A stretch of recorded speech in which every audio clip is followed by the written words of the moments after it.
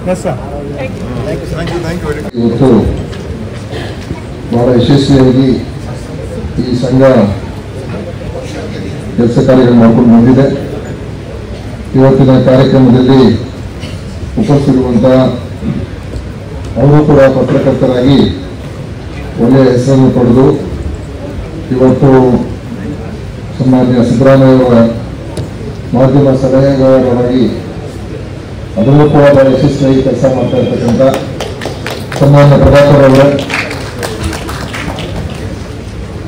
ಹಾಗೆಯೇ ಸಂಘದ ಅಧ್ಯಕ್ಷರಾದಂಥ ರಮೇಶ್ ಪಾಳ್ಯ ಅವರೇ, ಉಪಾಧ್ಯಕ್ಷರಾದಂಥ ದೊಡ್ಡಬೊಮ್ಮಯ್ಯನವರೇ, ಖಜಾಂಚಿಯಾದಂಥ ಮೋಹನ್ ಕುಮಾರ್ ಅವರೇ, ಹಾಗೂ ಇತರ ಎಲ್ಲ ನಿರ್ದೇಶಕರೇ ಮತ್ತು ಹಾಗಾಗಿ ವೇದಿಕೆ ಮೇಲೆ ಉಪಸ್ಥಿತಕ್ಕಂಥ ಎಲ್ಲ ಹಿರಿಯ ಪತ್ರಕರ್ತರೇ ಮತ್ತು ಈ ಒಂದು ಸಂಘದ ಎಲ್ಲ ಈ ಒಂದು ಸಮಾರಂಭದಲ್ಲಿ ಉಪಸ್ಥಿತಕ್ಕಂಥ ಎಲ್ಲ ಸದಸ್ಯರುಗಳೇ, ಹಾಗೂ ವಿಶೇಷವಾಗಿ ಯಾರು ಇದೇ ಒಂದು ಕ್ಷೇತ್ರದಲ್ಲಿ ಪತ್ರಕರ್ತ ಕ್ಷೇತ್ರದಲ್ಲಿ ಬಹಳಷ್ಟು ಒಳ್ಳೊಳ್ಳೆ ಹೆಸರು ಮಾಡಿ ಸೇವೆಯನ್ನು ನೀಡಿ ಒಳ್ಳೆಯ ಪತ್ರಕರ್ತರಾಗಿ ರೂಪಿಸಿಕೊಂಡು ಕೆಲಸ ಮಾಡಿರ್ತಕ್ಕಂಥವ್ರಿಗೆ, ಯಾರು ಹಿರಿಯ ಪತ್ರಕರ್ತರಿದ್ದಾರೆ ಅಂಥವ್ರಿಗೆ ಸನ್ಮಾನವನ್ನು ಮಾಡಿ ಅವ್ರನ್ನ ಒಂದು ಅಭಿನಂದನೆ ಸಲ್ಲಿಸ್ತಕ್ಕಂಥ ಕಾರ್ಯಕ್ರಮ ಕೂಡ ನಡೆದಿದೆ. ಬಂದಿರತಕ್ಕಂಥ ಎಲ್ಲ ಸನ್ಮಾನಿತರೆ ಮತ್ತು ಅವರ ಕುಟುಂಬದ ಸದಸ್ಯರು, ಸ್ನೇಹಿತರು, ಇದು ನಿಜವಾಗ್ಲೂ ಒಂದು ಬಹಳ ವಿಶೇಷವಾದಂಥ ದಿನ ಅಂತ ಹೇಳಿದ್ರೆ ತಪ್ಪಾಗಲಾರದು. ಯಾಕೆಂದ್ರೆ 75 ವರ್ಷ ಪೂರೈಸಿದೆ ಅಂತ ಹೇಳಿದ್ರೆ ಇದು ನಿಜವಾಗ್ಲೂ ಇದೇ ಒಂದು ದೊಡ್ಡ ಒಂದು ಸಾಧನೆ ಅಂತಲೇ ಹೇಳ್ಬೋದು. ಒಂದು ಸಂಘ ಇಷ್ಟು ವರ್ಷಗಳ ಕಾಲ, ಯಾಕಂದ್ರೆ ಪ್ರಾರಂಭ ಮಾಡೋದು ಸುಲಭ, ನಡ್ಸ್ಕೊಂಡು ಹೋಗೋದು ಅಷ್ಟು ಸುಲಭ ಇರೋದಿಲ್ಲ.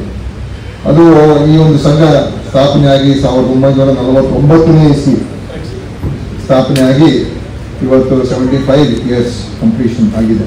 ಅಂದರೆ ಪತ್ರಕರ್ತ ಹಾಗಾದ್ರೆ ಆದರೆ ಒಂದೇನಂತ ಹೇಳಿದ್ರೆ ಈ ಒಂದು ಮಾಧ್ಯಮ ಕ್ಷೇತ್ರ ಅದರಲ್ಲೂ ಪತ್ರಕರ್ತರು ಬಹಳ ದೊಡ್ಡ ಒಂದು ಪಾತ್ರವನ್ನ, ಜವಾಬ್ದಾರಿಯನ್ನ ಈ ದೇಶ ಕಟ್ಟದಲ್ಲಿ ಅವರು ನಿರ್ವಹಿಸಿದ್ದಾರೆ. ಅವರದೇ ಆದಂತಹ ಒಂದು ದೊಡ್ಡ ಇತಿಹಾಸ ಇದೆ ಈ ದೇಶದಲ್ಲಿ.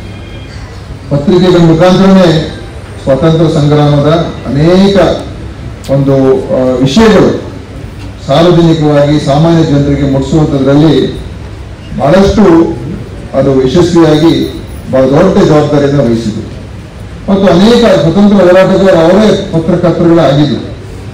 ಮಹಾತ್ಮ ಗಾಂಧಿಯವರು ಕೂಡ ಹರಿಜನ ಮತ್ತು ಯಂಗ್ ಇಂಡಿಯಾ 2 ಪತ್ರಿಕೆ ಅವರು ನಡೆಸ್ತಾ ಇದ್ರು.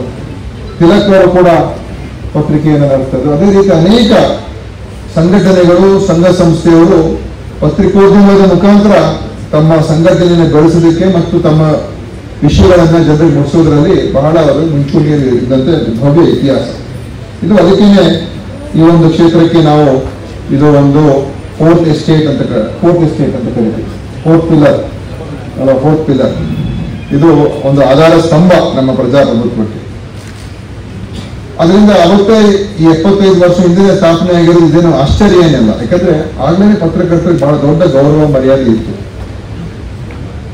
ಮತ್ತು ಆ ಸಂದರ್ಭದಲ್ಲಿ ಆಗಿನ ಕಾಲ ಬೇರೆ, ಈಗಿನ ಕಾಲ ಬೇರೆ. ಬಹುಶಃ ಈಗಿನ ಕಾಲದಲ್ಲಿ ಈ ವ್ಯವಸ್ಥೆಗಳು ಮತ್ತು ನಮ್ಮ ಏನು ಜೀವನ ಹೇಗೆ ನಡೆಸ್ತಾ ಇರ್ತಕ್ಕಂಥ ಒಂದು ಶೈಲಿಯನ್ನು ನೋಡಿದಾಗ ಬಹಳಷ್ಟು ಬದಲಾವಣೆ ಆಗೋದು ಎಲ್ಲ ಕ್ಷೇತ್ರದಲ್ಲೂ. ಮತ್ತು ಎಲ್ಲ ಕ್ಷೇತ್ರದಲ್ಲೂ ಕೂಡ ಯಾವ ಒಂದು ಮೌಲ್ಯಗಳು ಅಥವಾ ಒಂದು ಉನ್ನತ ಮಟ್ಟದಲ್ಲಿ ಇತ್ತು ಅಂತ ಏನು ಹೇಳ್ತೀವಿ, ಅದು ಬಹಳಷ್ಟು ಅದರಲ್ಲಿ ಒಂದು ಏರುಪೇರುಗಳಾಗಿದೆ. ಒಳ್ಳೆಯದು ಆಗಿದೆ, ಕೆಟ್ಟದ್ದು ಆಗಿದೆ, ಎರಡೂ ಆಗಿದೆ. ಅದೇನು ಬರೀ ಕೆಟ್ಟದ್ದು ಅಂತ ಹೇಳಕ್ಕಾಗಲ್ಲ. ಬಹಳಷ್ಟು ಒಳ್ಳೆಯದಾಗಿದೆ, ಬಹಳಷ್ಟು ಸುಧಾರಣೆಗಳಾಗಿದೆ, ಬಹಳಷ್ಟು ಏನು ಈ ಅಡ್ವಾನ್ಸ್ಮೆಂಟ್ ಆಗಿದೆ. ಈ ಟೆಕ್ನಾಲಜಿ ಎಲ್ಲ ಉಪಯೋಗಿಸ್ಕೊಂಡು, ತಂತ್ರಜ್ಞಾನ ಉಪಯೋಗಿಸ್ಕೊಂಡು ಬೇಕಾದಷ್ಟು ಬದಲಾವಣೆಗಳಾಗ್ತಾ ಇದೆ. ಬಹಳಷ್ಟು ಜನರಿಗೆ ಇವತ್ತು ಸುದ್ದಿಯನ್ನು ಮುಟ್ತಾ ಇದೆ. ಅದೇ ಅದು ಬೇರೆ ಅನೇಕ ವಿಷಯಗಳು ಕೂಡ ಸಮಸ್ಯೆಗಳಿದೆ. ಆದರೆ ಇವತ್ತು ಏನಾಗಿದೆ ಅಂತ ಹೇಳಿದ್ರೆ ಬದುಕು ಪ್ರತಿಯೊಬ್ಬರು ಕೂಡ ಒಂದು ನಡೆಸೋದ್ರಲ್ಲಿ ಅನೇಕ ಸವಾಲುಗಳು ಜನ ಎದುರಿಸ್ತಾರೆ. ಈಗ ಏನಾಗಿದೆ ಅಂತ ಹೇಳಿದ್ರೆ ಎಷ್ಟು ದುಡ್ಡಿದ್ರು ಕೂಡ ಇವತ್ತು ಕಮ್ಮಿ ಆಗಿದೆ. ಜೀವನ ನಡೆಸೋದು ಅಷ್ಟು ಕಷ್ಟ. ಯಾಕಂದ್ರೆ ಇಡೀ ವ್ಯವಸ್ಥೆ ಹೇಗಿದೆ ಅಂತ ಹೇಳಿದ್ರೆ ನಿಮ್ಮನ್ನ ಖರ್ಚು ಮಾಡಿಸೋದ್ರಲ್ಲಿ ಇದೆ ವ್ಯವಸ್ಥೆ. ಮೊದಲು ಅಂದಾಜು ಕಾರ್ ತಗೊಂಡಿದ್ರೆ ಸಾಕಾಗಿತ್ತು. ಈಗ ಅಂದಾಜು ಕಾರ್ ಇಲ್ಲ, ಒಂದು 10 ಮಾಡಲ್ ಇದೆ, 10 ಲಕ್ಷದಿಂದ 10 ಕೋಟಿವರೆಗೂ ಮಾಡಲ್. ಎಷ್ಟು ತಗೊಂಡ್ರು ಕೂಡ ನಾವು ಇನ್ನೊಂದು ತಗೋಬೇಕಾಗಿತ್ತು ಅಂತ ಅನ್ಸುತ್ತೆ. ಅಂದ್ರೆ ನಮ್ಮಲ್ಲಿ ಎಷ್ಟಿದ್ರು ಕೂಡ ಸಾಕಾಗ್ತಾ ಇಲ್ಲ. ಹೊರಗಡೆ ಹೋಗ್ಬೇಕು, ಖರೀದಿ ಮಾಡಬೇಕು, ಶಾಲೆಗಳು, ಆಸ್ಪತ್ರೆಗಳು, ಖರ್ಚು ವೆಚ್ಚ, ಮೊದಲಿನ ಜೀವನ 30 ವರ್ಷದಿಂದ 40 ವರ್ಷದಿಂದ ಏನಿತ್ತು ಅದು ಇವತ್ತು ಬಹಳಷ್ಟು ಬದಲಾವಣೆ ಆಗಿದೆ. ಸೊ ಆರ್ಥಿಕವಾಗಿ ಒಂದು ಚಾಲೆಂಜ್ ಈಗ. ಆರ್ಥಿಕವಾಗಿ ನಾವು ಹೇಗೆ ನಡ್ಸ್ಕೊಂಡು ಹೋಗ್ಬೋದು, ಒಂದು ಸುಭದ್ರತೆಯಿಂದ ಮತ್ತು ಒಂದು ಅದರಲ್ಲಿ ನಮ್ದೊಂದು ಸೆಕ್ಯೂರಿಟಿಯನ್ನ ಉಳಿಸ್ಕೊಂಡು ಹೇಗೆ ನಮ್ಮ ಭವಿಷ್ಯವನ್ನು ನಿರೂಪಿಸ್ಕೊಳ್ಬೇಕು, ಅದು ಪ್ರತಿಯೊಬ್ಬರಿಗೂ ಚಾಲೆಂಜ್ ಇದೆ. ಅದಕ್ಕೆ ಈ ತರ ಒಂದು ಸಹಕಾರ ಸಂಘ ಇವತ್ತು ಬಹಳ ದೊಡ್ಡ ರೀತಿಯ ಒಂದು ಜವಾಬ್ದಾರಿ ಇದೆ ಮತ್ತು ಅವಶ್ಯಕತೆ ಇನ್ನೂ ಹೆಚ್ಚಾಗೋದು. ಜನರಿಗೆ ಇವತ್ತು ಬದುಕಿಗೆ ಸಹಕಾರ ಬೇಕಾಗ್ತದೆ.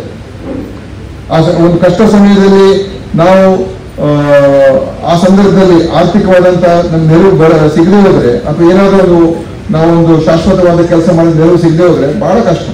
ಅದಕ್ಕೆ ಈ ಸಂಘ ಇನ್ನೂ ಸದೃಢ ಆಗ್ಬೇಕು. ಈ ಸಂಘಕ್ಕೆ ಇನ್ನೂ ಸದೃಢ ಎಷ್ಟು ಸಿಗ್ತದೆ ಅಷ್ಟು ನಮ್ಮ ಪತ್ರಕರ್ತ ಒಂದು ಜೀವನದಲ್ಲಿ ಬದಲಾವಣೆ ತರೋದಕ್ಕೆ ಅವಕಾಶ ಆಗ್ತದೆ. ಆದ್ರಿಂದ ಪ್ರಭಾಕರ್ ಅವರು ಕೂಡ ಅದನ್ನೇ ಹೇಳಿದ್ದಾರೆ, ನಾನು ಕೂಡ ಅದನ್ನೇ ಹೇಳ್ತೀನಿ. ಇದು ಸರ್ಕಾರದಿಂದಲೂ ಕೂಡ ಈ ವಿಷಯದಲ್ಲಿ ಈ ಸಂಘಕ್ಕೆ ಇನ್ನೂ ಹೆಚ್ಚು ನೆರವು ನೀಡ್ತಕ್ಕಂಥದ್ದು ಸರ್ಕಾರ ಕೂಡ ಮಾಡಬೇಕು ಅಂತ ನನ್ನ ಒಂದು ಅಭಿಪ್ರಾಯ ಕೂಡ ಆಗಿದೆ. ಮಾಡಿಸ್ತಕ್ಕಂಥದ್ದು ಕೂಡ ನಾವು ಮುಖ್ಯಮಂತ್ರಿಗಳ ಜೊತೆ ಮಾತಾಡಿ ಮಾಡಿಸ್ಬೇಕಾಗ್ತದೆ. ಯಾಕಂದ್ರೆ ನೀವು ಕೇಳ್ಕೊಂಡಿದ್ದೀರ, ಈಗ ಬಡ್ಡಿ ರಹಿತ ಸಾಲ ಕೊಡಬೇಕು ಅಂತ ಕೇಳಿದ್ದೀರ, ಕೊಡ್ಬೇಕು ನನ್ನ ಪ್ರಕಾರ. ಅಂದ್ರೆ ಅದು ನಿಜವೇ ಕೊಡ್ಬೇಕು.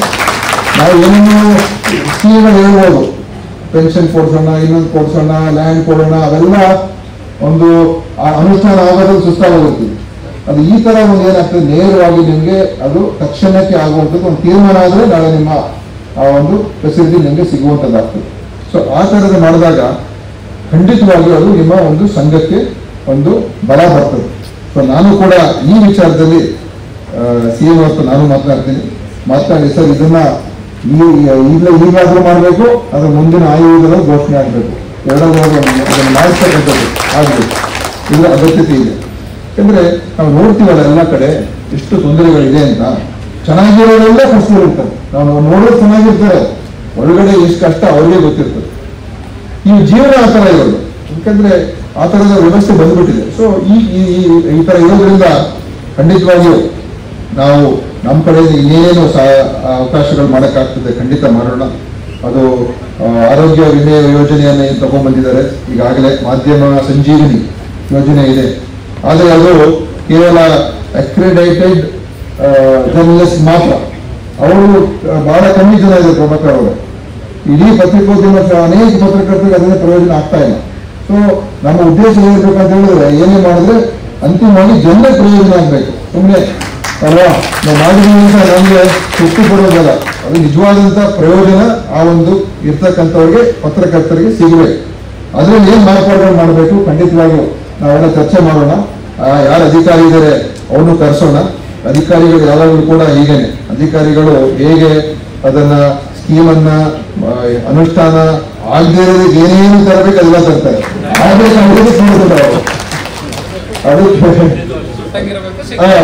ನಮಗೆ ಮುಂದೆ ಊಟ ಇಟ್ಟಿದ್ರೆ ಅದನ್ನ ತಿನ್ನಕ್ಕೆ ಆಗ್ತಾ ಸರಿಯಾಗಿ ಹೇಳಿದ್ರು. ಅದಕ್ಕೆ ನಾವು ಖಂಡಿತ ನಾನು ಅದ್ರ ಇನ್ವಾಲ್ವ್ ಆಗ್ತೀನಿ. ಪ್ರಭಾಕರ್ ಅವರು, ನಾನು ಮತ್ತೆ ಇನ್ಯಾರು ಇರ್ತಾರೆ ಸೇರ್ಕೊಂಡು ಅಧಿಕಾರಿ ಕಳಿಸಿ ಇದು ಹೇಗೆಪ್ಪ ನಾವು ಏನಾದ್ರೂ ಮಾರ್ಗದರ್ಶನ ಬದಲಾವಣೆ ಮಾಡಿಕೊಂಡು ಅದೇ ಜೆನ್ಯೂನ್ ಪತ್ರಕರ್ತರು ಸಿಗ್ಬೇಕು, ಅಷ್ಟೇ ಜೆನ್ಯೂನ್ ಇರೋ ಪತ್ರಕರ್ತರು ಸಿಗಬೇಕು. ಅದನ್ನ ಯಾವ ರೀತಿ ಮಾಡ್ಬೇಕಂತ ನಾವು ಖಂಡಿತವಾಗಿಯೂ ಅದನ್ನ ಚರ್ಚೆ ಮಾಡಿ ತೀರ್ಮಾನಕ್ಕೆ ಬರೋಣ ಅಂತ ಸಂದರ್ಭದಲ್ಲಿ ಹೇಳಿ, ಇನ್ನೂ ಹಲವಾರೆಲ್ಲ ಇಟ್ಟಿದ್ದೀರ ಬೇಡಿಕೆಗಳು, ಖಂಡಿತ ಅದಕ್ಕೆಲ್ಲದೂ ಕೂಡ ನಮ್ಮ ಸ್ಪಂದನೆ ಇರುತ್ತೆ. ನಿಮ್ಮ ಒಂದು ಸಹಕಾರ ಸಂಘ ಬೆಳಿಬೇಕು, ಇನ್ನು ಚೆನ್ನಾಗಿ ಆಗ್ಬೇಕು. ಈಗ ಮುಖ್ಯಮಂತ್ರಿಯವರೇ ಸಹಕಾರ ಸಚಿವರು ಅಲ್ವಾ, ಸೊ ಎಲ್ಲ ಕೊಟ್ಟು ಅವ್ರ ಕೈಯಲ್ಲೇ ಇದೆ. ಅದಕ್ಕೆ ಪ್ರಭಾಕರ್ ಅಲ್ಲೇ ಪಕ್ಕದಲ್ಲೇ ಹೇಳ್ತಾರೆ, ಎಲ್ಲ ನಮ್ಗಿಂತ ಕೆಲಸ ಪ್ರಭಾಕರ್ದೇ ಜಾಸ್ತಿ ಆಗ್ತಾರೆ ಹೇಳ್ಬೇಕಾದ್ರೆ. ಯಾಕಂದ್ರೆ ಎಲ್ಲರೂ ಕೂಡ ಸುತ್ತ ಯಾವಾಗ ಸಿಎಂ ಜೊತೆ ಇರೋದ್ರಿಂದ ನ್ಯಾಚುರಲಿ ಅದು ಒಂದು ಇರ್ತದೆ. ಆದ್ರಿಂದ ಖಂಡಿತ ನಾವೆಲ್ಲ ಸೇರಿ ಮಾಡೋಣ ಮತ್ತು ಇದಕ್ಕೆ ಒಂದು ಅನುಕೂಲ ಆಗುವಂತ. 75ನೇ ವರ್ಷ ಇದು, 75ನೇ ವರ್ಷಕ್ಕೆ ಇದಕ್ಕೆ ಏನಾದರೂ ಒಂದು ಕೊಡುಗೆ, ಈ ಒಂದು ವರ್ಷ 75th ಇಯರ್ ಆಗಿರೋದ್ರಿಂದ ಒಂದು ಸ್ಪಷ್ಟವಾದಂತಹ ಕೊಡುಗೆಯನ್ನ ಸರ್ಕಾರದಿಂದ ಕೊಡ್ತಕ್ಕಂಥದ್ದಕ್ಕೆ ನಾವು ಖಂಡಿತವಾಗಿಯೂ ಅದನ್ನು ಮಾಡಿಸ್ಕೊಡ್ತೀವಿ ಅನ್ನೋ ಸಂದರ್ಭದಲ್ಲಿ ಹೇಳಿ, ಈ ಒಂದು ಎಲ್ಲರಿಗೂ ಕೂಡ ಒಳ್ಳೆಯದಾಗಲಿ. ಎಲ್ಲ ಪತ್ರಕರ್ತರು ಎಲ್ಲ ಹಿರಿಯರೆಲ್ಲ ಬಂದಿದ್ದಾರೆ, ತುಂಬಾ ಜನ ಅವರೆಲ್ಲ ಕೆಲವರು ರಿಟೈರ್ ಆಗಿರ್ತಾರೆ, ಕೆಲವರು ಈಗಲೂ ಕೂಡ ಏನಾದರೂ ಒಂದು ಚಟುವಟಿಕೆ ಇರ್ತಾರೆ. ಯಾಕಂದ್ರೆ ಅನೇಕ ಜನ ಪತ್ರಕರ್ತರ ನೋಡ್ತೀವಿ, ಅವ್ರು ಯಾರಾದರೂ ಒಂದು ಬೇರೆ ಬೇರೆ ರೀತಿಯಲ್ಲಿ ಕೆಲಸ ಮಾಡ್ತಾ ಇರ್ತಾರೆ, ಅವ್ರು ಸುಮ್ಮನೆ ಕೂತ್ಕೊಂಡಿರೋದಿಲ್ಲ. ಅದರಿಂದ ತಮ್ಮ ಜೀವನದಲ್ಲಿ ಬಹಳಷ್ಟು ಸಾಧನೆ ಮಾಡಿದ್ದೀರಾ. ಮುಂದೆನೂ ಕೂಡ ತಮ್ಮ ಬದುಕು ಚೆನ್ನಾಗಿ ನಡೆಯಲಿ, ಚೆನ್ನಾಗಿ ಇರಲಿ ಅಂತ ಸಂದರ್ಭದಲ್ಲಿ ಹೇಳಿ ಎಲ್ಲರೂ ಕೂಡ ನನ್ನ ಅಭಿನಂದನೆಗಳು ಸಲ್ಲಿಸಿ ಮಾತನ್ನು ಮುಗಿಸ್ತೇನೆ. ಜೈ ಕನ್ನಡ. ನಮ್ದು ಇದೆಯಪ್ಪ ಕ್ಯಾರಿಕೇಚರ್.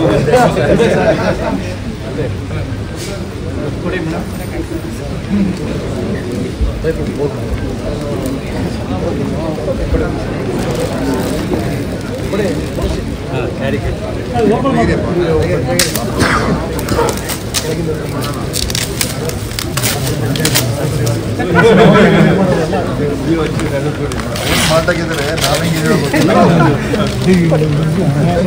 ಡಾಕ್ಟರ್ ಆಗ್ಬಿಟ್ರು ಸರ್. ಸರ್ ಈ ಕಡೆ ಸರ್. ಸರ್ ಪ್ರಭಾಕರ್ ಸರ್ ಸ್ವಲ್ಪ ಇನ್ನೂ ಸ್ವಲ್ಪ